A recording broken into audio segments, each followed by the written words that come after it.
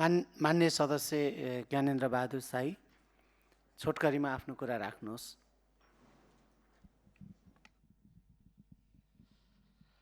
सम्माननीय सभामुख महोदय, अब यो संसदको यो अर्को नियमित जो प्रधानमन्त्रीको जवाफ हामीले नियमित मागि नै रहेका छौँ, तर योभन्दा अलिकति पर जान मन लाग्यो।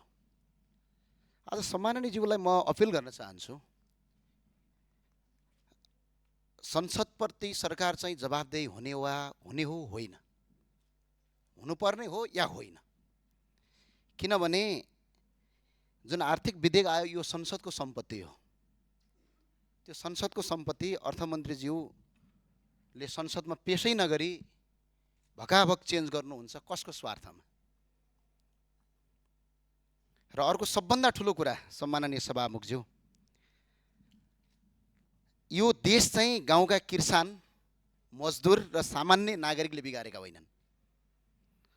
देशलाई कमजोर बनाउने काम चाहिँ सत्ता र शक्तिमा पुगेका तर इमान्दार नभएका र जवाबदेही नसक्ने मान्छेहरूले नै आजसम्म यो देश बर्बाद पारेका हुन्। आज म भन्न चाहन्छु, करका दर हेरफेर गर्ने, करका दर नियम गर्ने नियममा अहिले धेरै यहाँ अर्थमन्त्री भइसक्नु भएको मान्छे पनि हुनुहुन्छ, कसलाई थाहा हुन्छ? नेपाल सरकारका सचिवलाई पनि थाहा हुँदैन त्यो कुरा। त्यो सीमित अर्थमन्त्री र अर्थमन्त्रीज्यूले स्वीकृत गरेका व्यक्तिबाहेक अरूलाई थाहा हुँदैन। तर आज सूचना लिक भएर 753वटा गाडी केरला नाकाबाट भित्रिन्छ, 14 गते भन्सार पास गरिन्छ, 20 गते गाडी आउँछन्। अनि यो कन्फ्लिक्ट अफ इन्ट्रेस्ट नभएर यो चुहावट चाहिँ कसले गर्यो? अनि सरकारले छानबिन समिति बनाउँछ, बडा गजबको। आफै छानबिन समिति बनाउने अनि कर्मचारीलाई डाम्नेतिर जान्छ।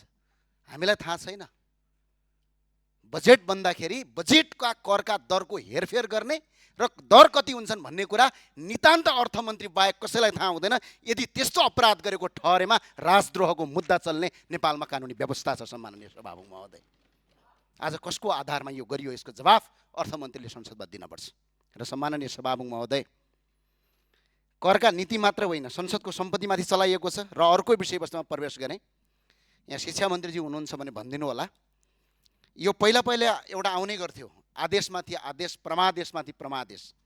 अहिलेको सरकारले पनि आदेश दियो, फी लिनु हुँदैन भर्ना फी भनेर।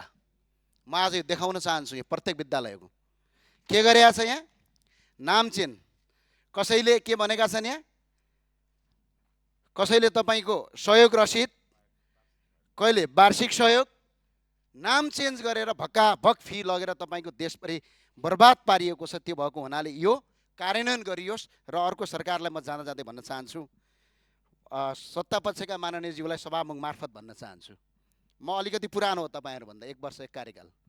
पहिला पनि यस्तै हुन्थ्यो, सरकारका मन्त्रीले गलत गर्थे, आफै छानबिन समिति बनाउँथे र आफैलाई आफै निर्दोष साबित गर्थे। अनि बिचरा संसदमा ताली पट्काउँथे। जनता वाक्क भएर भदौ 23-24 भयो।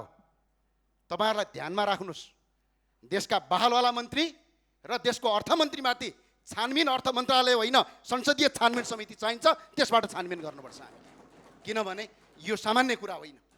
यो आज देशका करका दरहरू हेरफेर गर्ने सूचना लिक गरेर आज कसरी आयो त्यो सूचना? त्यो सामान्य कुरा हो। अनि भन्सारको एउटा कर्मचारीलाई थाहा हुने कुरा हो त्यो? कसलाई थाहा हुन्छ? जम्मा 3 जना मान्छेलाई थाहा हुन्छ यो देशमा तपाईँको अर्थमन्त्री करका दरमा। एउटा अर्थमन्त्री, यदि चाहे भने अर्थ सचिव, यदि चाहेपछि राजस्व सचिव। यदि अर्थमन्त्रीले अनुमति दिनुभयो भने कसरी सूचना लिक भयो?